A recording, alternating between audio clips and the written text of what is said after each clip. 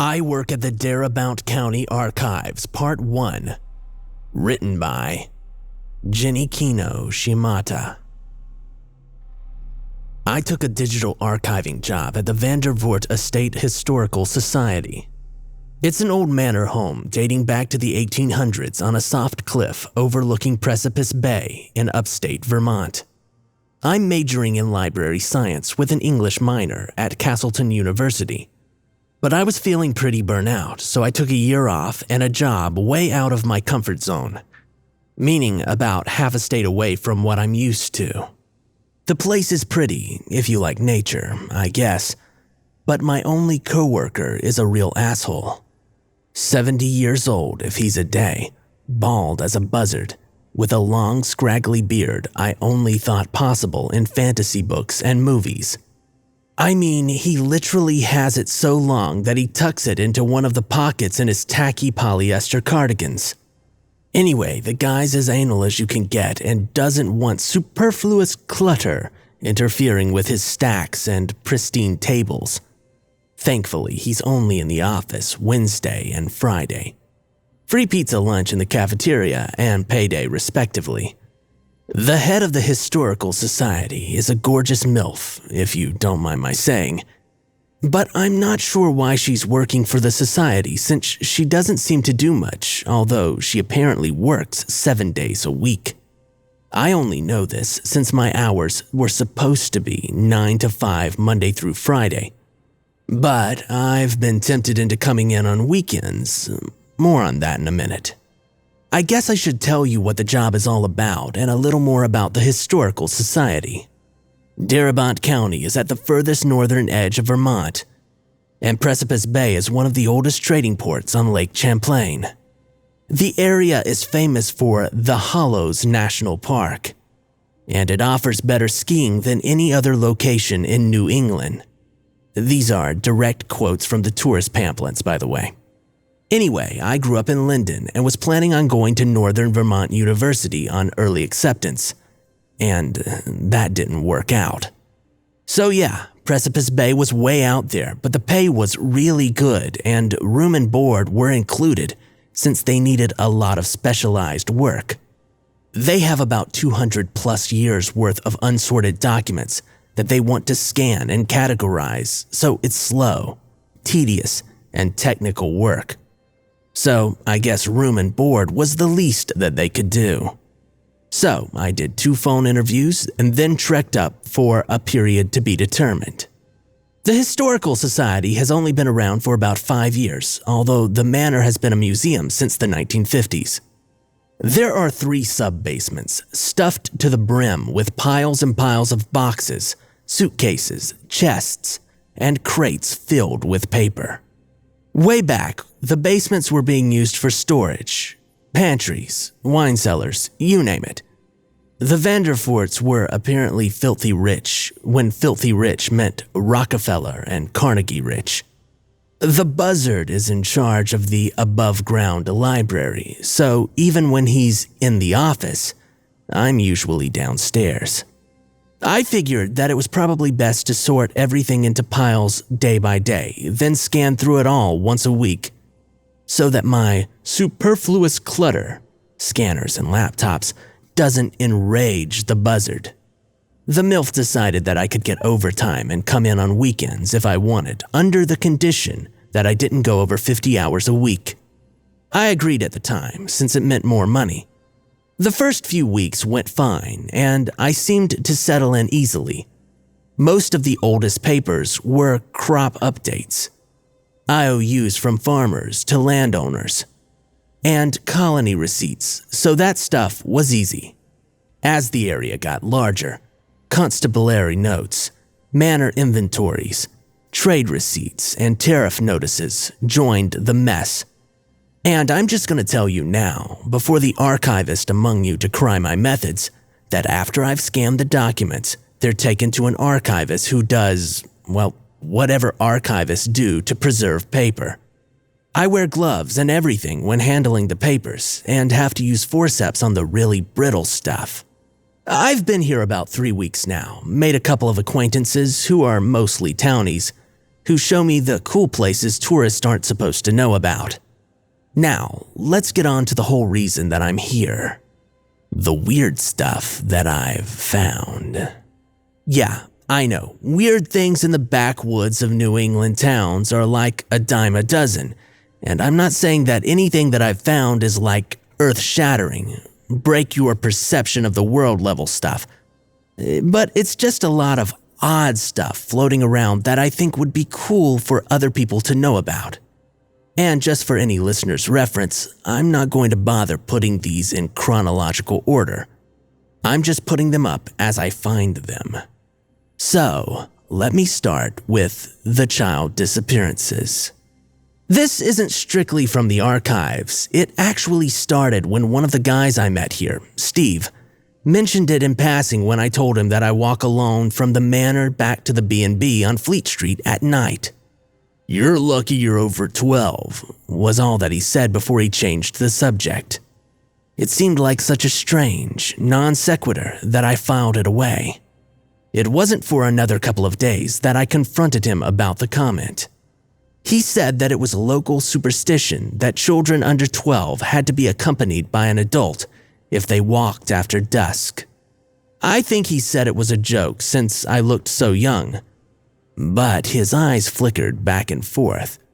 He was nervous. I left it at that.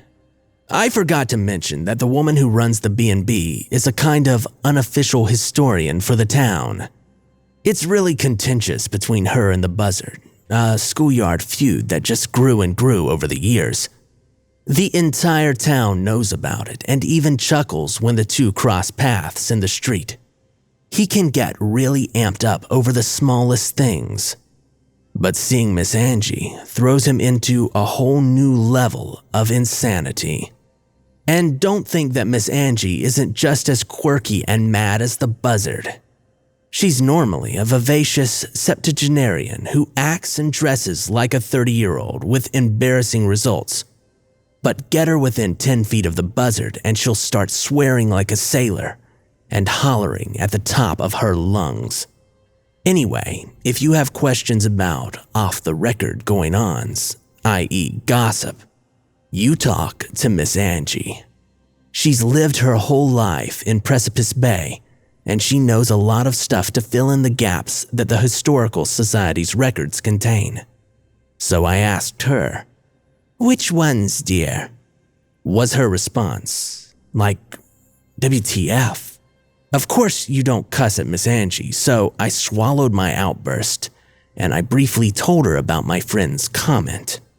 "The dear is probably talking about old Erika Martel. She's kind of a legend in these parts." So, from what I've been able to piece together from Miss Angie's story and the official records, is that Erika Martel. The records spell her name as both Erika and Arcia. Anyway, she was a landowner's daughter who fell in love with a fisherman. She got pregnant and was disowned by her family.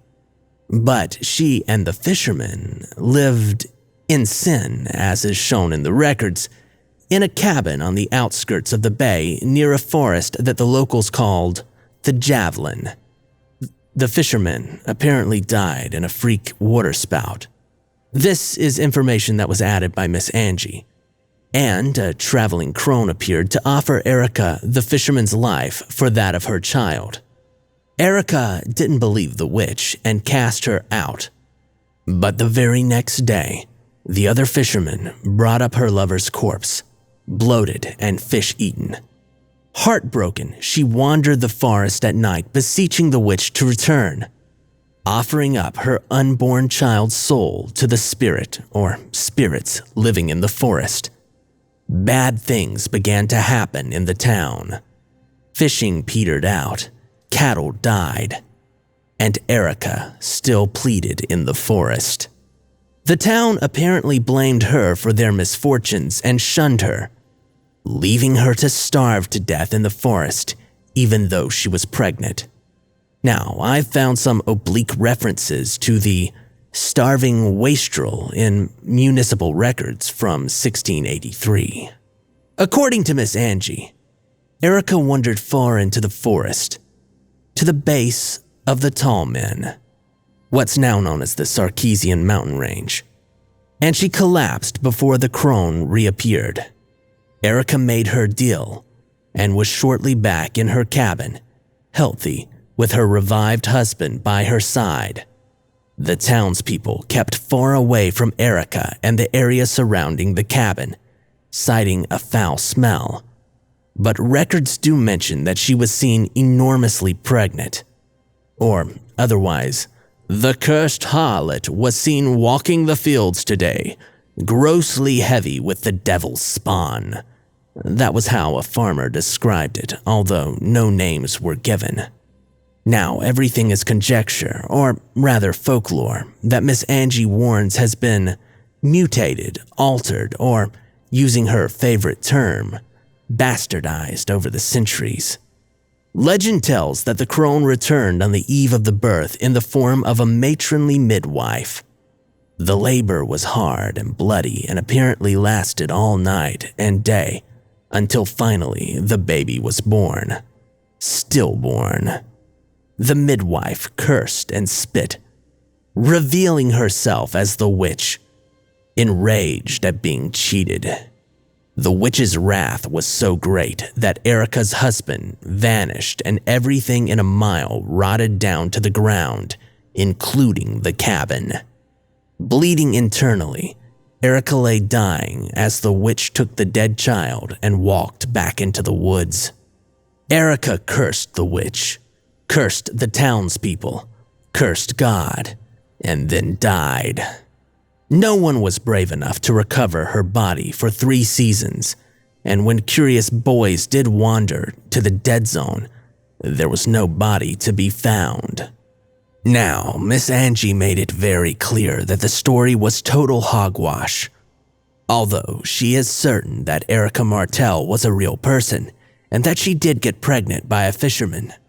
All of the details that the historical record already verifies. But all of the nonsense about a witch is just window dressing, which is Miss Angie's favorite term for tall tales. She says that the story just grew and grew over the years. She told me that across the mountains in Cold Spring, they say that Erika Martel wandered over the Tall Men in her search for the witch and drowned herself in Fraser Lake. Cold Spring's version says that her ghost haunts the shores of the lake, searching for her unborn child, and that she will snatch any child walking alone, dragging them down into the lake to stay with her for forever.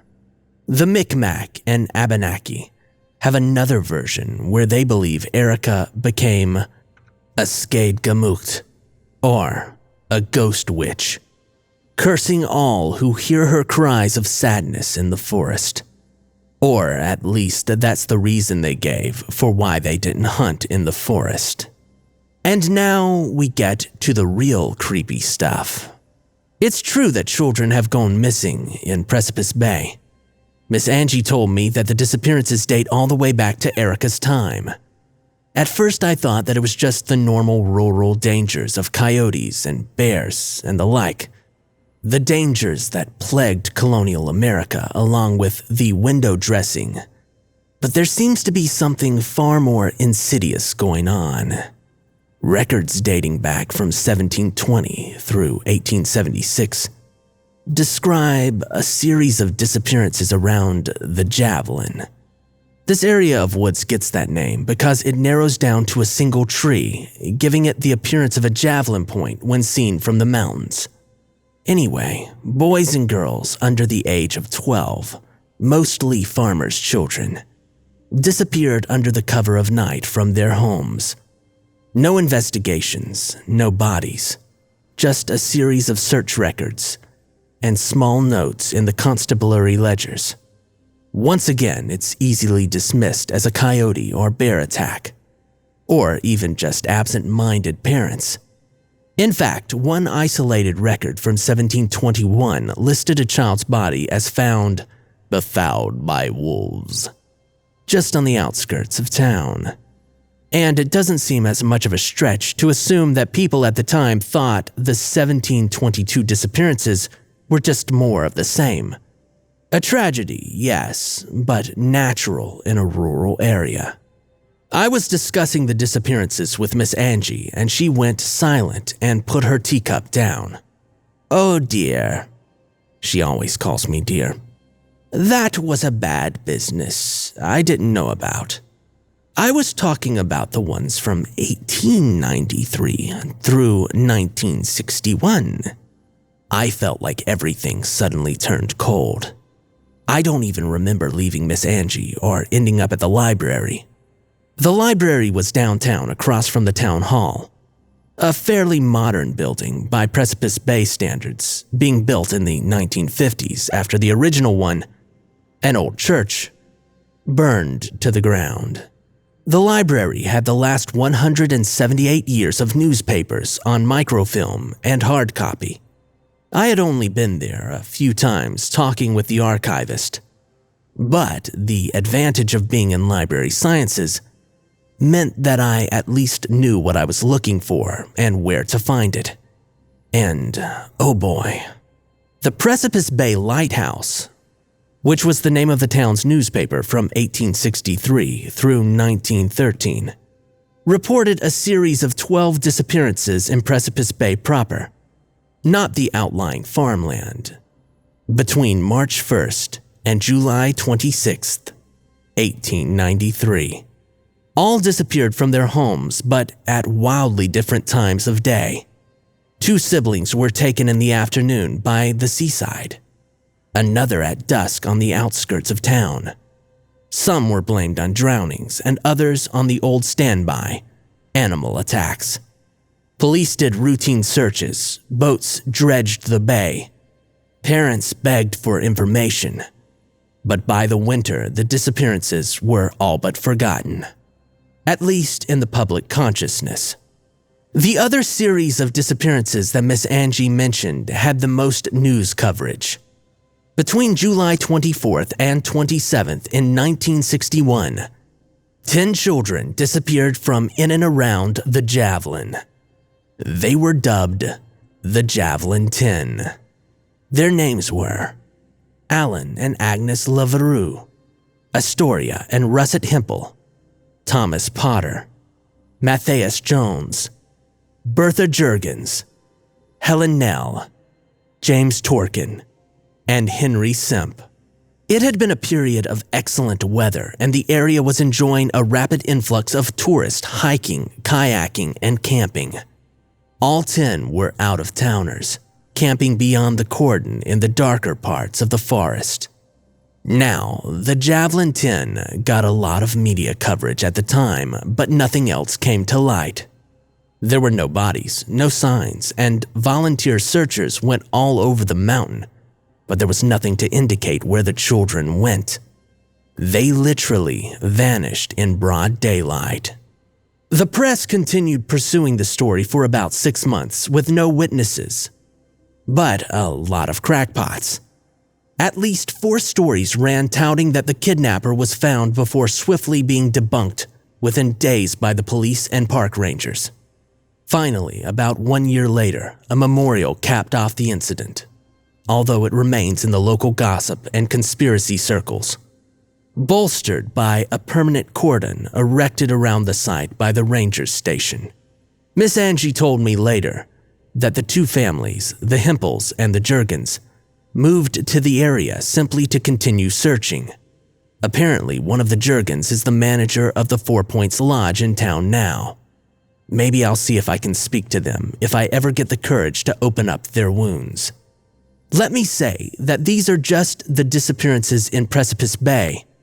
Apparently, a whole village disappeared over the mountain, in Morgan Hollows. And Miss Angie obliquely mentioned something about even more children being killed down the river, in New Stickney, at around the same time that Precipice Bay was forming around the French-Canadian Native American trading camps. Something seriously strange is going on around here, and I'm thanking my lucky stars that I didn't have to grow up in the area. I mean, there are plenty of children that grew up in the Bay and have gone on to live long and peaceful lives. So it's not like no children in Darabont County live past 12. But these so-called isolated incidents, and the fact that Steve mentioned it at all, lead to a truly awful conclusion. That the authorities don't know who or what is causing the disappearances, and that they have taken steps to minimize the pool of potential victims. Why else would a mandatory curfew be in effect for children under the age of 15 for the last 70-odd years? Why cordon off the Javelin Point area indefinitely? I'm keeping an eye out for anything in the archives about either the Morgan Hollows or the New Stickney incidents. Miss Angie wouldn't go into any detail about either incident, saying that she'd just heard about them from friends and didn't know any details. And I'm not going to press her. She did say one thing that really chilled me. In fact, it's what's made me record all of this. We were talking about the Javelin 10, and after she told me about the families moving to the area, and she told me about the cordon, she said, "It's all just window dressings, mind you. But I've heard far more than a few rangers over the years say that they hear children's voices in the point. Poor men just couldn't get over the fact that they found nothing after all these years. The witch's children don't want to be found." The witch's children. That's what the disappeared kids are called in the Bay. Maybe it's because I didn't grow up here. Maybe every small town has these kinds of dark secrets. But everything about this window dressing is painting a picture of a community that takes folklore very seriously. I asked Steve about it, not mentioning that I'd been researching the disappearances, and he knew all about the witch's children. In fact, the whole group of people that I met here in town know, and they seem to take the fact that Miss Angie explained the situation to me as carte blanche to talk candidly. Common belief among them is that the witch, none of them could agree that it was Erika, that she is just an amorphous, adversarial witch. She collects children in the forest, where they live forever in the shadow side of the trees. None of Steve's group would go anywhere near the cordon, and pointedly asked me if I was stupid for even suggesting it. So yeah, weird things happen in this neck of the woods. The child disappearances seem to be just the tip of the iceberg. I'll update you with more stories later.